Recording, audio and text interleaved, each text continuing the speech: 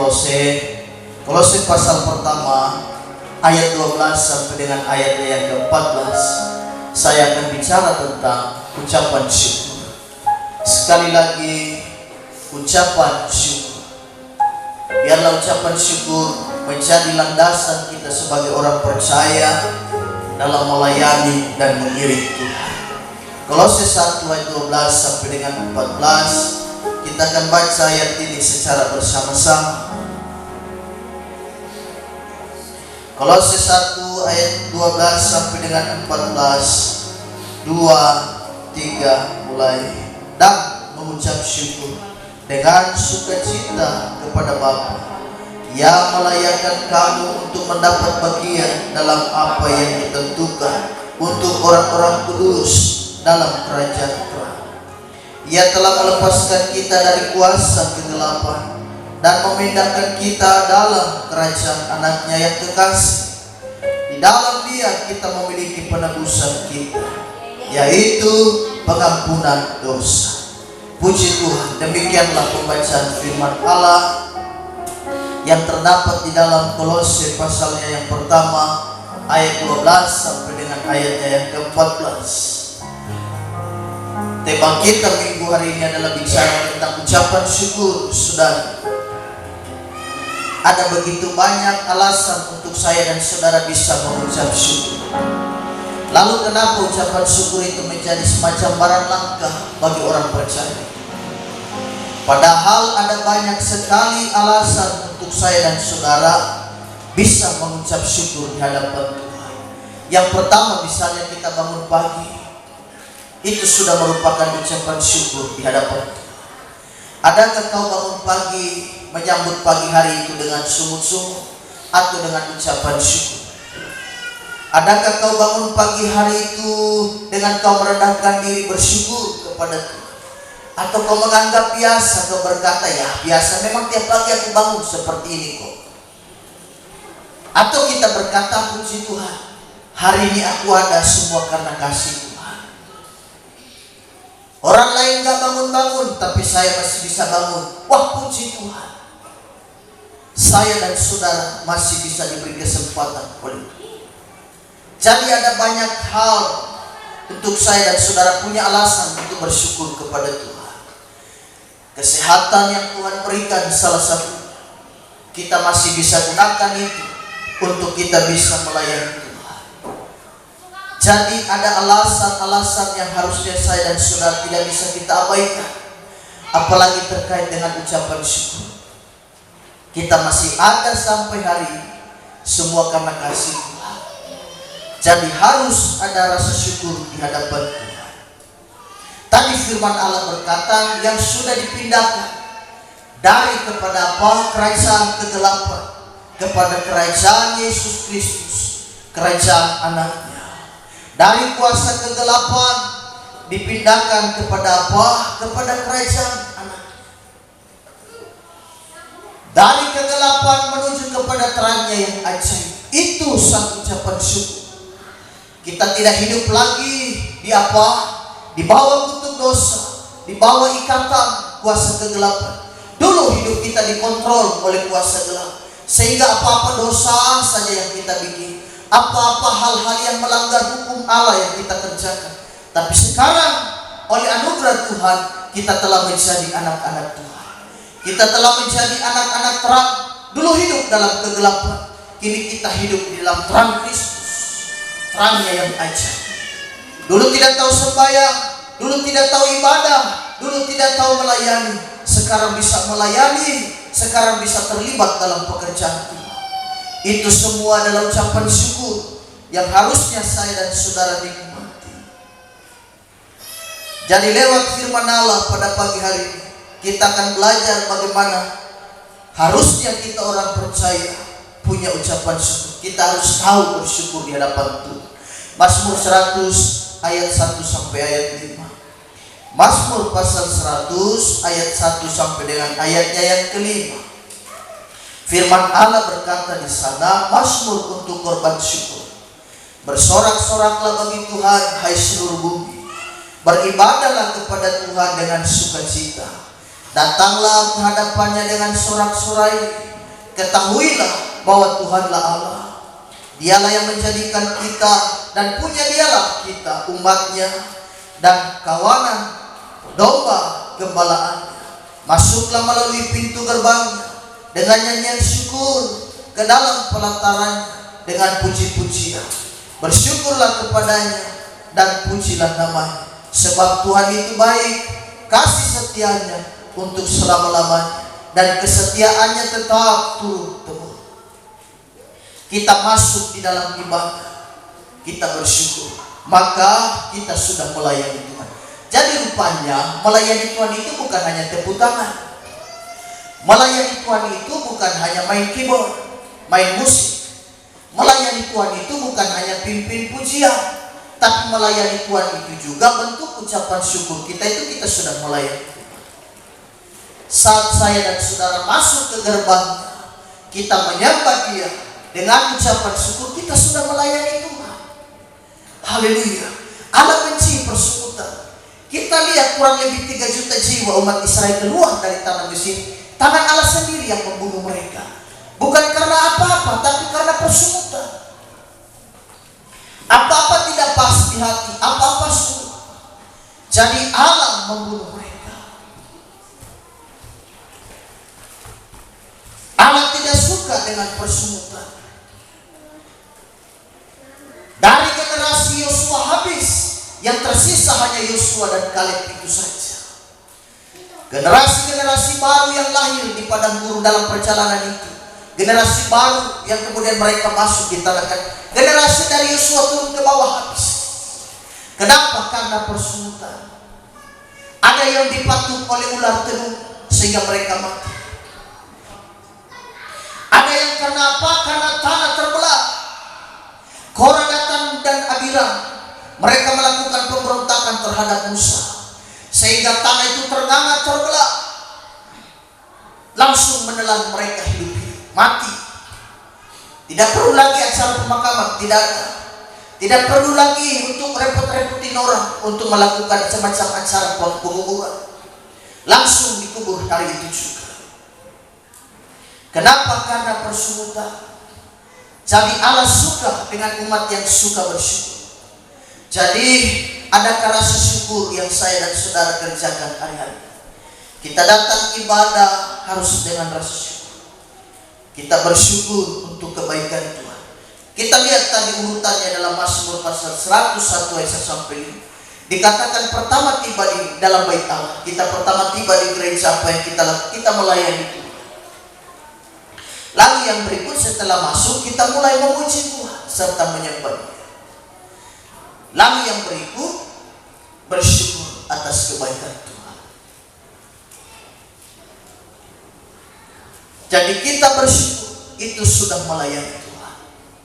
Saat saya dan saudara bersyukur, kita sebetulnya tidak memuliakan Tuhan. Itu bukan kita melayani Tuhan. Mari saya dan saudara datang ibadah harus dengan rasa syukur. Tidak ada unsur paksaan, tetapi semua karena dengan dasar hati kita bersyukur, kita berterima kasih atas kebaikan Tuhan yang Ia sudah kerjakan di dalam hidup saya dan saudara. Saat kita orang percaya bersyukur, maka sebetulnya itu kita menjadi teladan bagi orang lain. Dan ucapan syukur itu membuat kita juga dicontoh, menjadi contoh bagi orang lain. Kita lihat Filipi pasal 2. Filipi pasal 2 ayat 14 dan ayat 15. Filipi pasal 2 ayat 14 dan ayat 15, firman Allah berkata, lakukanlah segala sesuatu dengan tidak bersungut-sungut dan berbantah-bantah, supaya kamu tidak beraib dan tidak bernoda, sebagai anak-anak Allah yang tidak bercela di tengah-tengah angkatan yang bengkok hati dan yang sesat ini, sehingga kamu bercahaya di antara mereka seperti bintang-bintang di dunia. Melakukan segala sesuatu harus dengan dasar ucapan syukur, bukan karena berbantah-bantah. Melakukan segala sesuatu harus dengan rasa syukur. Beribadah dilandasi dengan rasa syukur. Melayani dilandasi dengan rasa syukur. Apa-apa semua landasannya ada pada rasa syukur. Bukan pada persungutan, bukan pada berbantah-bantah. Sudah lakukan segala sesuatu, di situ dikatakan apapun tugas yang dipercayakan, diberikan kepada kita, harus kita lakukan dengan kesungguhan hati, dengan rasa syukur di hadapan Tuhan.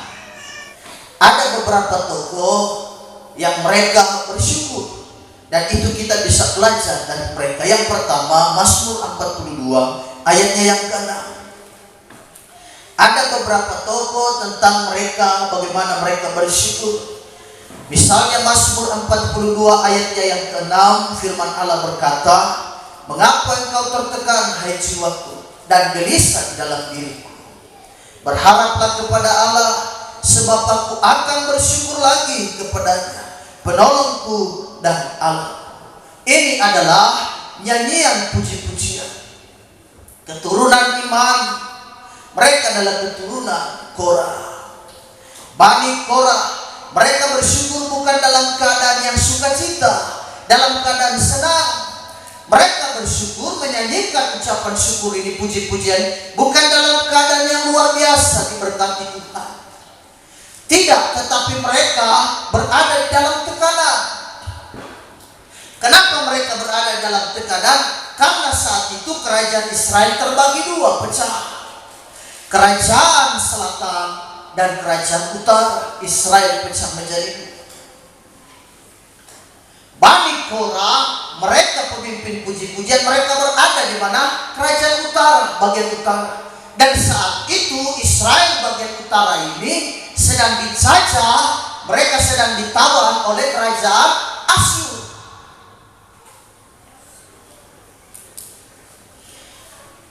Tetapi mereka tetap bersyukur, saudara. Asyur telah menawan mereka. Dan kerajaan Asyur menganjurkan, ada satu perintah, tidak boleh ada pujian, tidak boleh ada ibadah. Karena semua mereka tahu mengenal Israel ini dengan puji-pujian. Jadi begitu Asyur menawan mereka, dilarang tidak boleh ada ibadah, dilarang tidak boleh ada puji-pujian. Tadi nyanyiannya apa? Bani Korah bernyanyi, mengapa engkau tertekan, hai jiwa? Tertekan. Ingin mau memuji Tuhan tapi dilarang. Ingin mau menyembah Tuhan tapi dilarang. Ada dalam penawanan. Saya dan saudara mau bebas-bebas memuji Tuhan. Kita sekarang siapa yang menekan? Tidak ada. Siapa yang melarang saudara bertepuk tangan? Tidak ada. Jadi karena itu dengan kebebasan ini mari kita pakai untuk melayani Tuhan, memuji Tuhan dengan girang. Bertepuk tangan dengan luar biasa. Bila perlu saudara melompat, tidak mengapa. Siapa yang melarang saudara? Saudara bertepuk tangan dengan sekencang-kencangnya, nggak jadi masalah. Kita tidak terbelenggu. Belenggu sudah dilepaskan oleh darah Kristus. Bani Korah tertekan. Mengapa engkau tertekan, hai jiwa? Ingin memuji Tuhan, ingin mau bermazmur, nggak bisa. Kenapa? Asyur melarang, nggak boleh. Wah, ingin sekali. Siapa yang menekan kita pagi hari? Enggak ada. Karena itu mari tunjukkan ekspresimu dalam ibadah. Saat kau menunjukkan ekspresimu dalam ibadah, saudara melayani Tuhan dengan rasa syukur, dengan rasa bangga. Kita bisa mengangkat tangan, kita bisa bertepuk tangan, semua untuk satu tujuan, yaitu supaya Kristus dipermuliakan. Yang kedua adalah Yesus Kristus. Siapa lagi yang mereka bersyukur? Sebagai contoh selain Bani Korah, ada Yesus Kristus. 1 Korintus 11 ayat 24. Saya akan baca ayat ini. 1 Korintus pasal 4 ayatnya, 1 Korintus pasal 11 ayat 24.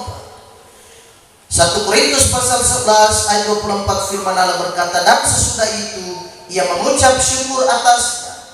Ia memecah-mecahkannya dan berkata, inilah tubuhku yang diserahkan bagi kamu, perbuatlah ini menjadi peringatan akan aku.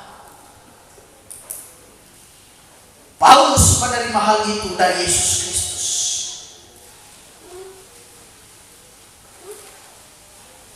Roti yang ada di tangan Kristus adalah pertanda dirinya, hidupnya yang akan dihancurkan. Untuk siapa? Untuk saya dan saudara. Dalam perjamuan terakhir, perjamuan malam, Kristus mengambil roti dan mengambil anggur. Mereka melakukan perjamuan terakhir karena tak lama lagi Kristus akan ditangkap.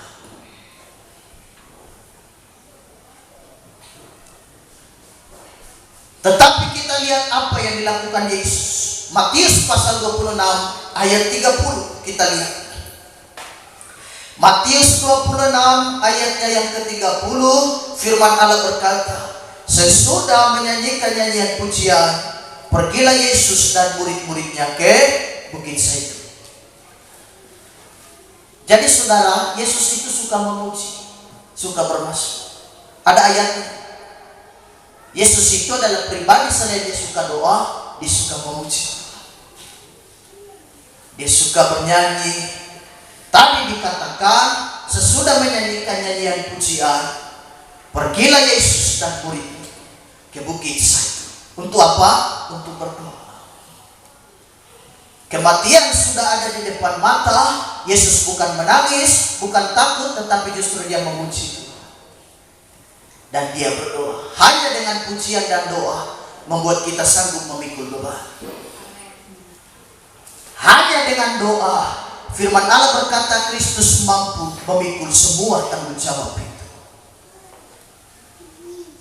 Yesus sanggup menerima kematian itu hanya dengan apa? Doa, dan dia menyanyikan puji-pujian.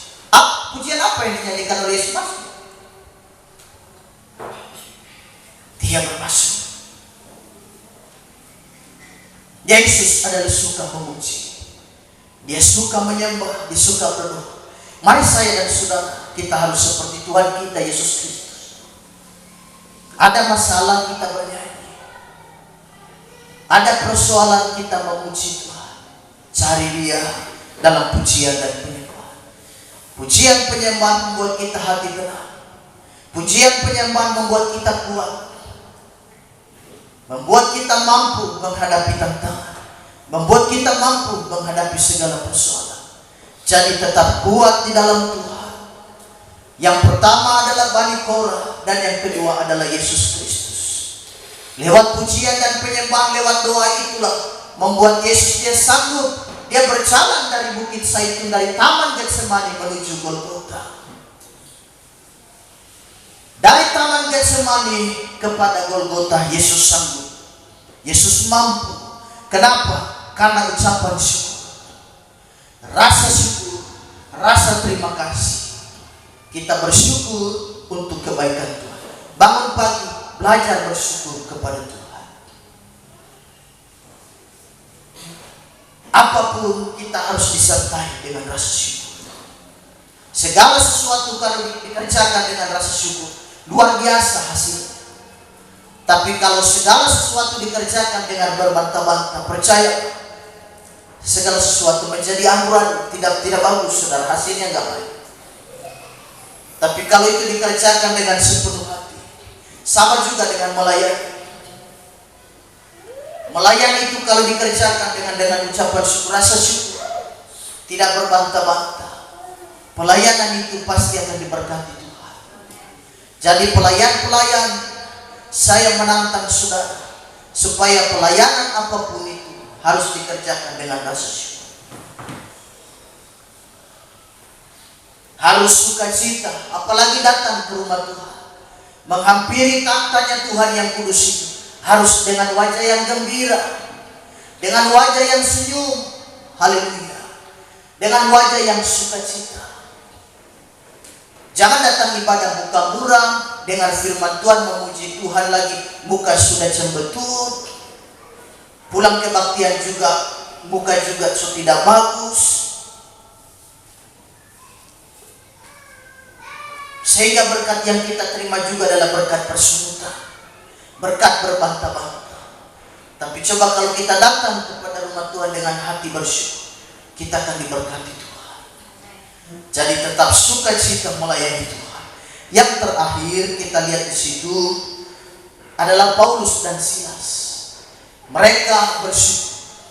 Dan ketiga tokoh ini harus menjadi teladan kita yang baik dalam pelayanan. Kita baca ayat terakhir di dalam Kisah Rasul pasal 16 ayatnya yang ke-25.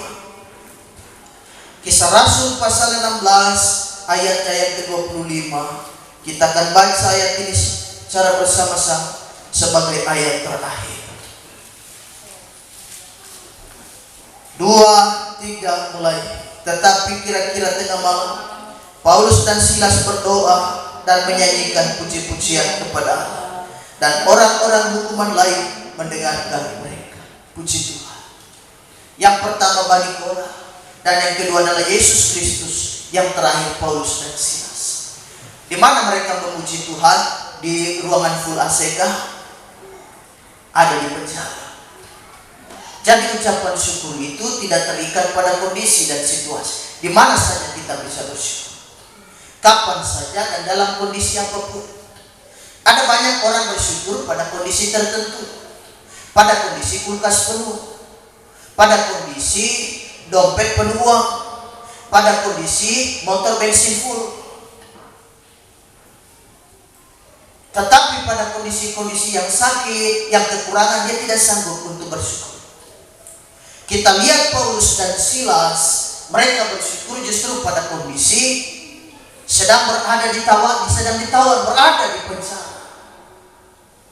Tapi firman Allah berkata tengah malam itu, mereka bukan menangis meraung-raung, mereka bukan bersedih hati, tetapi mereka mengambil langkah yang luar biasa. Kita lihat Paulus dan Silas berdoa. Hanya dengan doa saya dan saudara bisa melakukan segala sesuatu.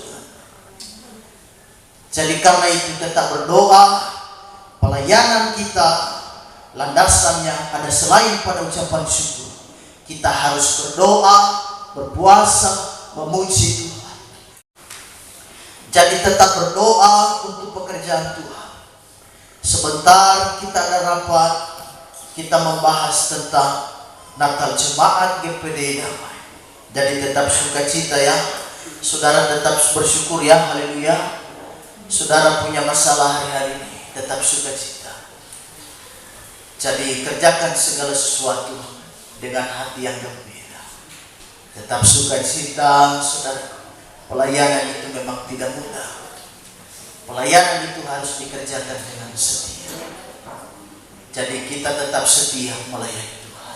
Tetap sukacita melayani Tuhan ya jemaat kekasih, tetap maju. Kita punya Natal bagaimana? Natal tetap jadi. Natal tetap luar biasa. Kita punya ibu ketua ini pokoknya dia luar biasa. Dia pokoknya setting barangin kita berdoa supaya Natal ini kita bisa kasih bingkisan. Ada amin? Bisa kasih bingkisan itu gembala-gembala kasih. Tahun lalu sebenarnya itu kerinduan kita, tapi tahun ini percaya pasti bisa. Jadi luar biasa. Jadi konsumsi tidak usah khawatir. Babi 1 ekor sudah ada di kandang, meskipun kemarin hampir laris. Bapak gembala, rupanya dia ungkil-ungkil sen air dia keluar, tapi syukur karena dia jinak sekali. Akhirnya opas itu kami, dia bisa peluk dan bawa masuk lagi ke dalam kandang. Wah, sampai kalau babi lain sudah hilang. Wah, saya berkat 1 juta hilang itu. Tapi puji Tuhan ketemu lagi. Untung dia jinak. Haleluya. Itu kalau sampai hilang Bapak Gembala mungkin tidak merayakan Natal. Biar jemaat yang merayakan Bapak Gembala sini daging hilang. Tapi masih ada dia tambah gemuk, saudara. Kemarin kita beli agak kurus, sekarang tambah kasih makan ampas tahu terus. Kayaknya masih ada waktu November lagi, lihat masih 1 bulan lagi ke depan. Jadi kasih makan luar biasa. Kadang Bapak Gembala kasih makan dia sapu-sapu dia. Tenang ya sampai Desember ya. Jadi Tuhan Yesus memberkati. Mari kita bersyukur, kita berdoa buat firman Tuhan.